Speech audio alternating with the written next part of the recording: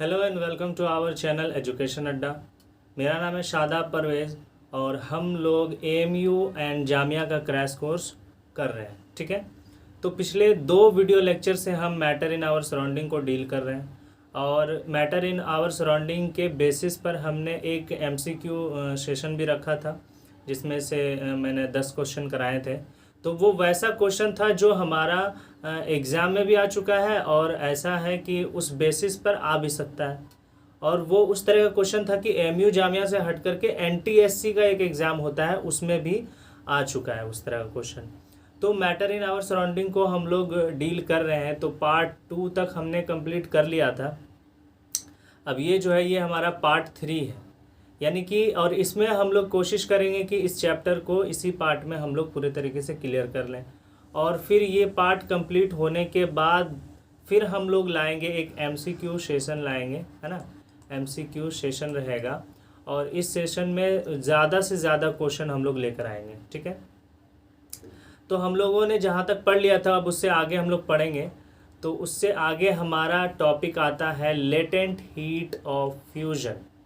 Latent heat of fusion, जैसे कि मैंने बताया था कि फ्यूजन का मतलब क्या होता है। फ्यूजन का क्या मतलब होता है, मैंने पिछले सेशन में भी बताया था कि फ्यूजन का मतलब होता है मेल्टिंग। तो क्या मतलब हुआ लेटेंट हीट ऑफ फ्यूजन। और लेटेंट का मतलब भी बता देते हैं। लेटेंट का मतलब होता है हिडन। हिडन, ठीक है। तो लेटेंट हीट ऑफ फ्यूजन यानी कि latent heat of melting, hidden heat of melting. तो इसमें मैं बता देता हूँ कि ये क्या चीज़ होती है। जैसे कि हमारा सॉलिड है, ठीक है, क्या भाई हमारा सॉलिड है, ये सॉलिड है और ये हमारा क्या है लिक्विड है। लिक्विड है तो सॉलिड से लिक्विड में, है ना, चेंज करने में, यानी सॉलिड स्टेट से लिक्विड स्टेट तक चेंज करने में जितनी हीट की ज़रूरत होती है वो हीट हमारा क्या कहलाता है, वो हीट हमारा कहलाता है लेटेंट हीट ऑफ फ्यूजन। क्या कहलाएगा, लेटेंट हीट ऑफ फ्यूजन कहलाएगा। क्या समझ में आया कि जैसे कि 1 kg सॉलिड है, 1 किलो सॉलिड है, 1 kg सॉलिड, इसको लिक्विड में चेंज करने में एटमॉस्फेरिक प्रेशर पर, है ना, एट इट्स मेल्टिंग पॉइंट। तो मेल्टिंग पॉइंट इसका क्या होता है, मेल्टिंग पॉइंट हम बताए थे कि मेल्टिंग पॉइंट किसी भी सॉलिड का कितना होता है, 0 डिग्री सेल्सियस होता है।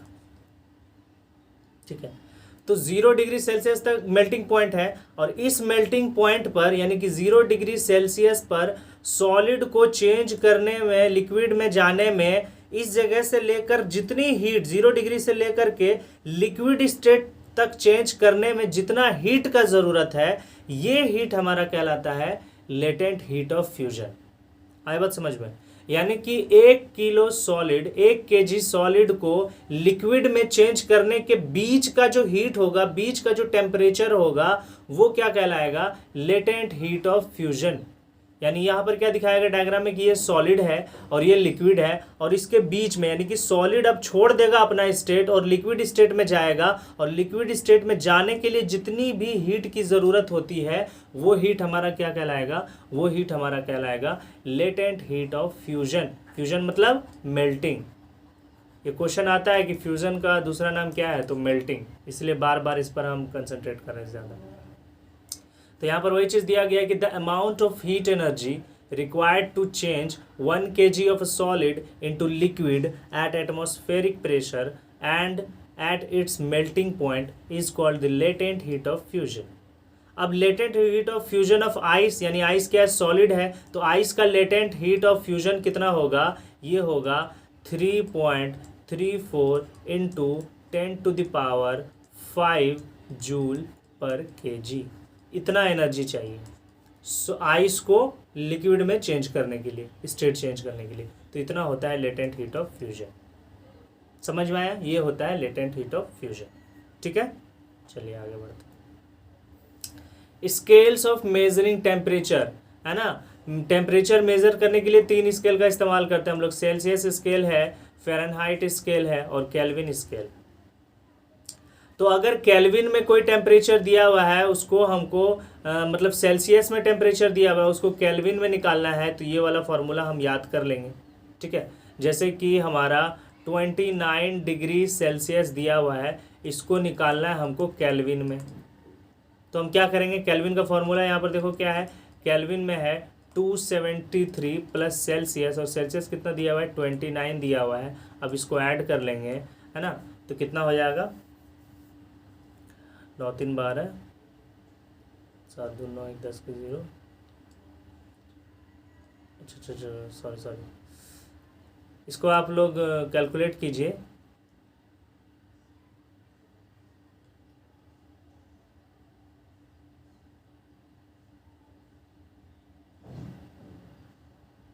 तो कितना हो जाएगा ये हो जाएगा 302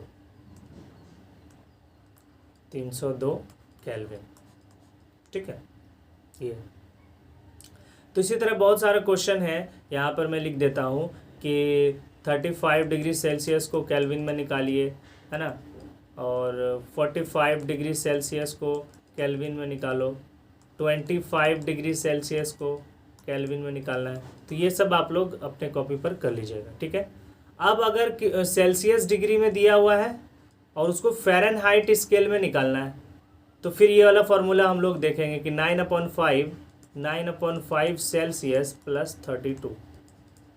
ठीक है, अब जैसे कि हमारा दिया हुआ 25 डिग्री सेल्सियस है, इसको हमको निकालना है फ़ारेनहाइट में, तो क्या होगा 9/5 इंटू 25 प्लस 32।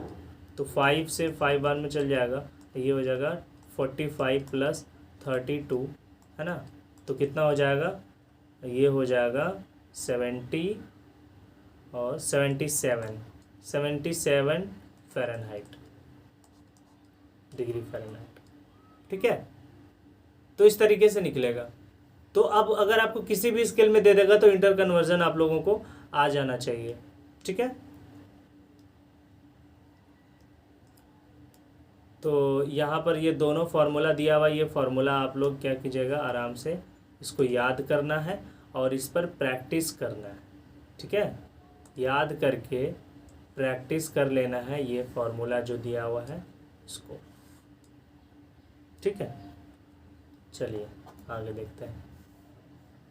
अब एक टर्म आ गया हमारा यहाँ पर बॉइलिंग, और एक टर्म यहाँ पर क्या आ गया हमारा कंडेंसेशन और लिक्विफैक्शन।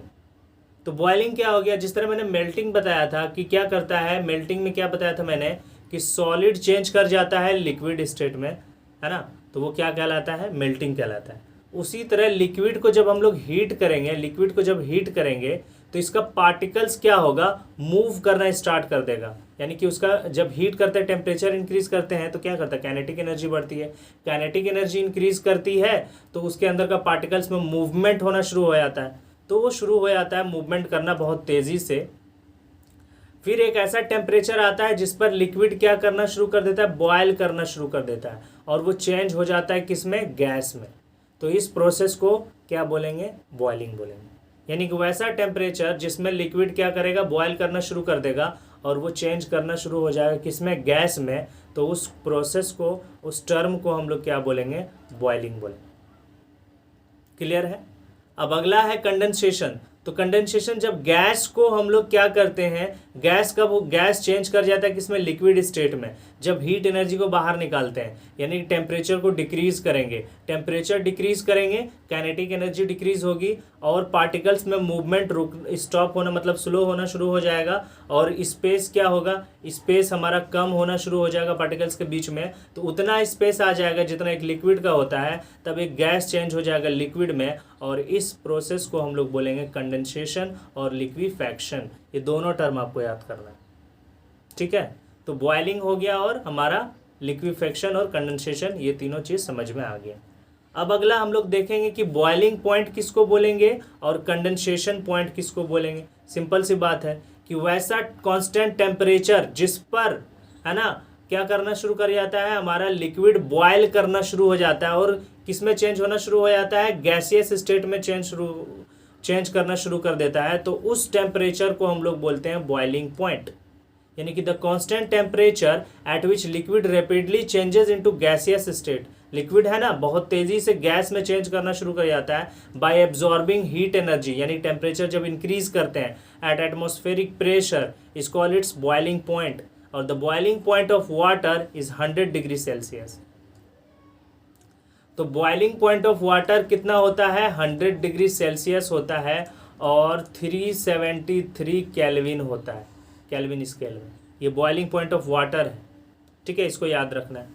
अब उसी तरीके से कंडेंसेशन क्या है कि वैसा कांस्टेंट टेम्परेचर जब गैस क्या होता है, लिक्विड में चेंज करना शुरू कर देता है, जब उसका एनर्जी, हीट एनर्जी निकालते हैं, यानी टेम्परेचर डिक्रीज कराते हैं at atmospheric pressure is called it's condensation point. यानी कि गैस जो है वो किस में चेंज हो जाएगा, लिक्विड में चेंज हो जाएगा, ठीक है, किसी खास टेम्परेचर पर, है ना, एक कांस्टेंट टेम्परेचर पर। तो उसको हम लोग क्या बोलेंगे, कंडेंसेशन। क्या बोलेंगे, कंडेंसेशन, ठीक है। अब क्या होगा हमारा, अब उसी तरीके से हमारा क्या होगा, लिक्विड जो है उल्टा यानी रिवर्स, लिक्विड जो है, लिक्विड हमारा चेंज कर जाएगा किस में, गैस में, किसी खास किसी कांस्टेंट टेम्परेचर पर। तो वो हमारा क्या कहलाता है, वो हमारा कहलाता है बॉइलिंग पॉइंट। तो वाटर का बॉइलिंग पॉइंट कितना होगा, मैंने बताया था कि 100 डिग्री सेल्सियस और 373 केल्विन। क्लियर है। अब कंडेंसेशन देखो क्या बताया, कंडेंसेशन क्या है, हमारा गैस से, है ना, गैस से चेंज हो जाता है लिक्विड में, लिक्विड में। इस प्रोसेस को क्या बोलेंगे, कंडेंसेशन। ये दो टर्म समझ में आ गया, ठीक। अब एक और चीज आता है हमारा latent heat of vaporisation. Latent heat of fusion हम लोगों ने देखा था कि उसमें क्या होता है, लेटेंट हीट ऑफ फ्यूजन में, उसमें लेटेंट हीट ऑफ फ्यूजन में क्या करता है, सॉलिड जो है वो चेंज कर जाता है किस में, लिक्विड में। और सॉलिड को लिक्विड में चेंज करने में जितना हीट का ज़रूरत होता है वो लेटेंट हीट ऑफ वेपोराइजेशन कहलाता है। 1 kg सॉलिड, 1 kg सॉलिड। अब वेपोराइजेशन में क्या है कि जब लिक्विड यानी कि 1 kg, 1 kg liquid, 1 kg liquid change करेगा स्टेट किसमें, गैस में, ठीक है। बॉइलिंग पॉइंट कितना होता है, 100 डिग्री सेल्सियस। यहाँ तक ठीक है, यहाँ तक बॉइलिंग पॉइंट आ गया। अब इस जगह से गैस में चेंज करने में जितना टेम्परेचर का ज़रूरत होता है, जितना हीट का ज़रूरत होता है, वही कहलाता है हमारा लेटेंट हीट ऑफ वेपोराइजेशन। और लेटेंट हीट ऑफ वेपोराइजेशन की वाटर का कितना होता है, 3.34, है ना, इंटू 10⁵ जूल पर kg। ये भी आपको याद रखना पड़ेगा। आई बात समझ में, दोनों बहुत ही ईजी, ठीक है। आगे देखते हैं सब्लिमेशन। अब एक और प्रोसेस आता है सब्लिमेशन।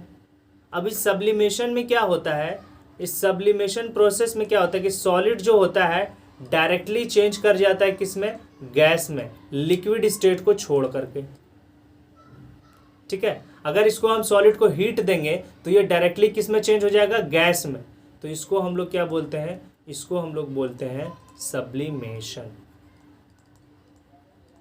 ठीक है। अब गैस को कूल करेंगे, वैसे सब्सटेंस को, गैस को कूल करेंगे और वो डायरेक्टली किस में चला जाएगा, सॉलिड में चला जाएगा, लिक्विड में नहीं जाएगा। लिक्विड फेज को एलिमिनेट कर देगा, स्किप कर देगा, ठीक है। नॉर्मली सब्सटेंसेस क्या होता है, सॉलिड को हीट करते हैं तो वो लिक्विड में जाता है, फिर लिक्विड को और हीट करेंगे तब वो गैस में जाएगा। लेकिन सब्लिमेशन सब्सटेंसेस जो होगा, वैसा सब्सटेंसेस अगर उसको हीट करेंगे तो वो डायरेक्टली गैस में चला जाएगा, ठीक है। अब इसका एग्जाम्पल यहाँ पर दिया हुआ है कि कैम्फर जो है वो सब्लिमेशन करता है। अमोनियम क्लोराइड है, अगर उसको हीट करेंगे तो वो डायरेक्टली वेपर में चला जाएगा। एक और होता है ऑप्शन आयोडीन, एक और होता है ड्राई आइस।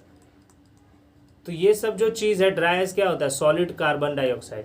तो ये क्या होता है, ये सब जो है सब्लिमेशन सब्सटेंसेस है, ये सब सब्लिमेशन शो करता है। यानी आयोडीन को अगर हीट करेंगे तो डायरेक्टली वेपर में चेंज हो जाएगा, गैस में चेंज हो जाएगा। ड्राई आइस को हीट करेंगे, ये सॉलिड फॉर्म में होता है, तो वो डायरेक्टली किस में चेंज हो जाएगा, गैसेज में चेंज हो जाएगा। कैम्फर जो कपूर होता है ना, नेपथलीन बॉल भी हम लोग यूज़ करते हैं कपड़े में, घर में हाउस होल्ड यूज़ करते हैं, तो वो नेपथलीन बॉल भी सब्लिमेशन प्रोसेस यूज़ करता है ना, लिक्विड नहीं। अगर लिक्विड हो जाए, कपड़ों में रखते हैं उसको, कपड़े में रखेंगे, अगर लिक्विड में जाता हो तो दाग लग जाता कपड़े में, वो डायरेक्टली गैस में चेंज हो जाता है अगर उसको हीट एनर्जी मिलती है तो। क्लियर है? तो ये होता है सब्लिमेशन। ठीक है।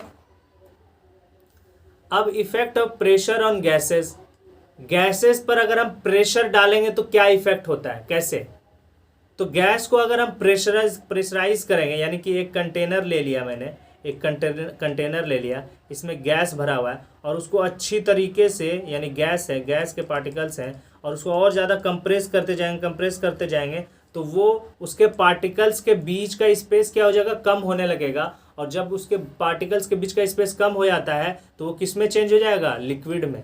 यानी गैस को अगर हम प्रेशर डालें तो किस में चेंज हो जाएगा, लिक्विड में चेंज हो जाएगा। तो हम गैस को लिक्विफाई कर सकते हैं दो चीज़ से, एक तो प्रेशर अप्लाई करके, और दूसरा टेम्परेचर को रिड्यूस करके, टेम्परेचर डिक्रीज करके। यानी कि गैस का हम लोग टेम्परेचर डिक्रीज करते हैं तो वो चेंज कर जाता है किसमें, लिक्विड में चेंज कर जाता है। या गैस पर हम प्रेशर अप्लाई करते हैं, प्रेशर अप्लाई करेंगे, प्रेशर डालेंगे कंटेनर में, गैस डाल के एकदम प्रेशर से कंप्रेस करेंगे तो वो किस में चला जाएगा, लिक्विड में चेंज हो जाएगा। तो घर में बहुत सारे यूज़ करते हैं, जैसे गैस है, एलपीजी गैस है तो कंप्रेस्ड गैस है, सीएनजी गैस है, कंप्रेस्ड गैस है ना, वो सबको प्रेशर से डाल करके उसको लिक्विफाई किया गया है। ठीक है। तो यहाँ पर दिया हुआ है कि application of compressibility of gases, यानी गैस को जो कॉम्प्रेस, गैस का क्या क्या एप्लीकेशन यूज़ किया है भाई, liquefied petroleum gas, LPG gas which we use in our household, है ना। ऑक्सीजन का यूज़ करते हैं, ऑक्सीजन सिलेंडर में जो ऑक्सीजन भरा होता है वो कॉम्प्रेस्ड होता है ना, कॉम्प्रेस्ड गैस है ना। नेचुरल गैस सीएनजी जो होता है ये भी कॉम्प्रेस्ड होता है, जो व्हीकल्स, कार्स में, बसेज में हम लोग यूज़ करते हैं। ठीक है। ये गैस जो होता है बहुत इको फ्रेंडली होता है। तो ये एप्लीकेशन है। एलपीजी हाउस होल्ड में यूज़ करते हैं, हॉस्पिटल में ऑक्सीजन यूज़ करते हैं, वो भी कॉम्प्रेस्ड होता है, सीएनजी भी कॉम्प्रेस्ड होता है ना। सीएनजी कॉम्प्रेस्ड गैस है, एलपीजी कॉम्प्रेस्ड गैस है, ऑक्सीजन जो हम लोग यूज़ करते हैं हॉस्पिटल में वो भी कॉम्प्रेस्ड है। तो ये सब कॉम्प्रेस्ड करके इसको एक सिलेंडर में भरा गया है। ठीक है। आगे बढ़ते हैं। अब एक टर्म होता है एवोपरेशन। एवोपरेशन क्या है? एवोपरेशन देखो क्या होता है कि इसमें जो होता है लिक्विड वेपर में चेंज हो जाता है, लिक्विड वेपर में चेंज हो जाएगा बॉइलिंग पॉइंट से पहले, यानी किसी भी टेम्परेचर पर, बॉइलिंग पॉइंट से पहले किसी भी टेम्परेचर पर अगर लिक्विड हमारा वेपर में चेंज कर जाता है तो उसको हम लोग कहते हैं एवोपरेशन।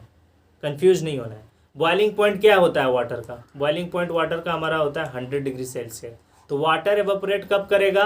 100 डिग्री सेल्सियस से पहले किसी भी टेम्परेचर पर अगर वो वेपर फॉर्म में चेंज कर जाएगा तो वो प्रोसेस क्या कहलाता है? एवोपरेशन कहलाता है। ठीक है। तो यहाँ पे लिखा हुआ है कि the change of liquid into vapour at any temperature below it's boiling point, है ना, बिलो इट्स बॉइलिंग पॉइंट। तो क्या कहलाता है? एवोपरेशन कहलाता है। तो evaporation is a surface phenomena, और ये सरफेस फेनोमेना है। ये क्या है? सरफेस फेनोमेना है, सरफेस फेनोमेना है। ठीक है। थोड़ा सा इशू हो गया। ये क्या है? सरफेस फेनोमेना है। अब सरफेस फेनोमेना क्या है कि अगर ज़्यादा सरफेस है, ज़्यादा सरफेस पर वाटर है तो वो ज़्यादा एवोपरेट करेगा, ज़्यादा एवोपरेट करेगा। कम सरफेस है तो वो कम एवोपरेट करेगा। तो ये सरफेस, ये डायरेक्टली प्रोपोर्शनल टू सरफेस होता है। जितना ज़्यादा सरफेस उतना ज़्यादा रेट ऑफ एवोपरेशन इंक्रीज करेगा। ठीक है। Particles from the surface gain enough energy to overcome the forces of attraction and change into the vapour state. अब जैसे कि कम सरफेस है तो उसमें कम हीट देंगे, यहाँ से अगर हीट मिल रहा है इसको तो कम सरफेस पर कम हीट मिल रहा है, ज़्यादा सरफेस होगा तो ज़्यादा हीट मिलेगा, और जितना ज़्यादा हीट मिलेगा उतना ज़्यादा क्या होगा? एवोपरेशन होगा।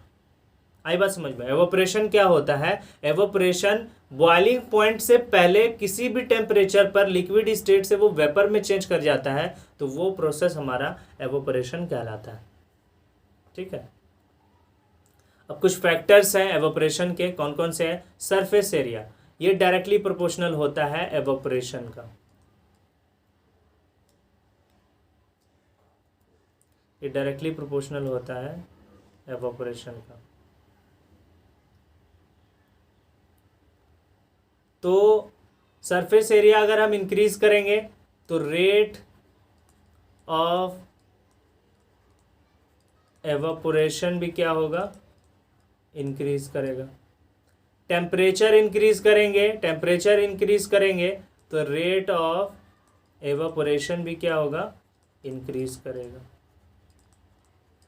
अगर ह्यूमिडिटी इंक्रीज करेंगे, ये इन्वर्सली प्रोपोर्शनल होता है, ये इन्वर्सली प्रोपोर्शनल होता है, तो रेट ऑफ एवापोरेशन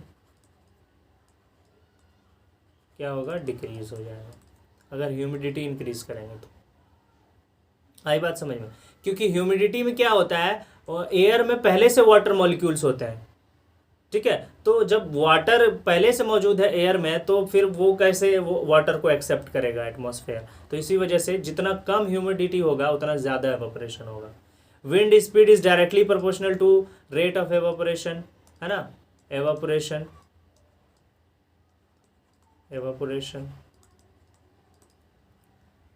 तो जितना ज़्यादा हवा चलेगा उतना ज़्यादा एवापोरेशन होगा। वोलेटाइल नेचर मतलब वैसा सब्सटेंसेस जो वोलेटाइल होता है वो ज़्यादा जल्दी एवापोरेट करता है।